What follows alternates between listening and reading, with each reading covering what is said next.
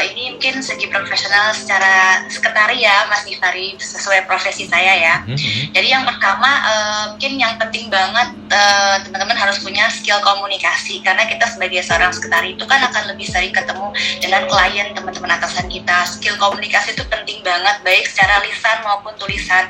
Walaupun kita nggak berjumpa, kita pasti akan mendapat email, baik itu secara bahasa Indonesia maupun bahasa Inggris. Teman-teman harus punya skill komunikasi ini gitu, dengan sering berlatih dan belajar terus. Yang kedua, teman-teman harus mempunyai kemampuan untuk mengorganisasi banyak hal. Contohnya kan misalkan saya sekali waktu nih Mas Givari, saya suka misalkan Mita tolong pesankan tiket, Mita itu tolong emailnya dijawab, Mita itu tolong buatkan surat gitu. Itu dalam satu waktu gitu. Makanya kita sebagai seorang sekretari harus mempunyai skill untuk kemampuan mengorganisasi banyak hal seperti itu. Yang ketiga, ini yang seperti yang kita bahas, teman-teman harus paham teknologi ya. Harus paham teknologi, karena seperti yang sudah saya jelaskan tadi, banyak sekali manfaat-manfaat yang saya rasakan. Contohnya ketika saya diminta untuk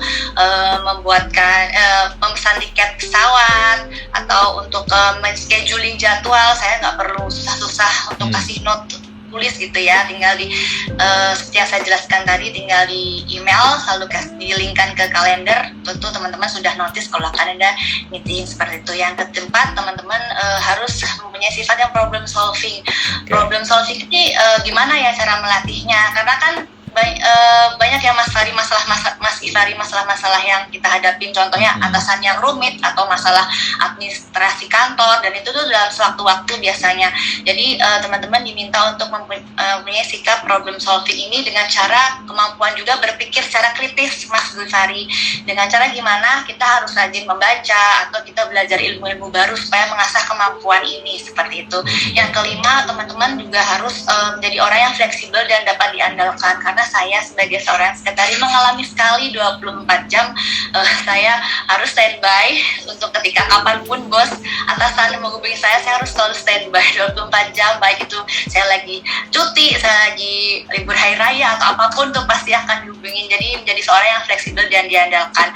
Lalu yang terakhir, teman-teman harus mampu lebih proaktif ya. Sebagai seorang sekretari jangan hanya diam aja untuk menerima perintah dari atasan, kita harus lebih proaktif. Kalau saya biasanya Pak, gimana kalau ini, kita kasih saran aja gitu, misalkan diterima oleh atasan, oh bagus, kalau enggak ya udah gitu. Jadi kita harus jadi orang yang lebih proaktif gitu sih. Semoga tips-tipsnya itu bermanfaat, tips-tipsnya bermanfaat ya Mas Andi Wahidi. Sekian Mas Givari, terima kasih.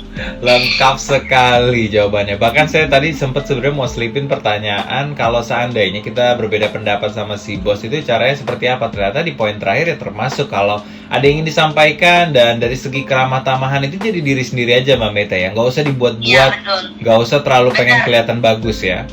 Benar, selain yang saya sebutkan tadi juga teman-teman juga harus disiplin waktu ya. Kita harus disiplin dan bertanggung jawab juga.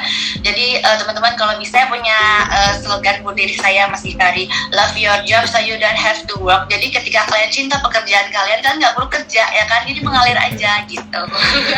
Siap-siap kalau gitu Mbak Meta. Saya sampai biasanya suka nanya-nanya sedikit tambahan, tapi udah lengkap banget jawabannya. Terima kasih untuk tanggapannya Mbak Meta ya. Ya, terima kasih Mas Givari. Siap, fighting kalau gitu.